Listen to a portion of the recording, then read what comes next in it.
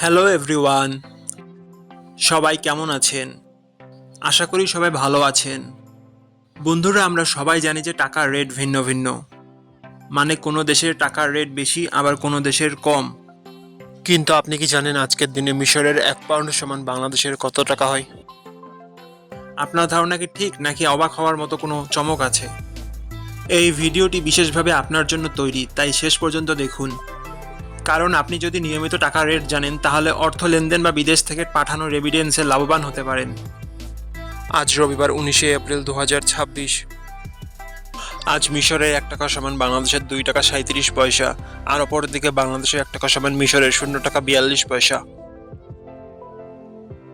বন্ধুরা, টাকার রেট প্রতি মুহূর্তেই বদলায়, আর এই পরিবর্তন আপনার আয়, খরচ, এমনকি সঞ্চয়ের উপর প্রভাব ফেলে।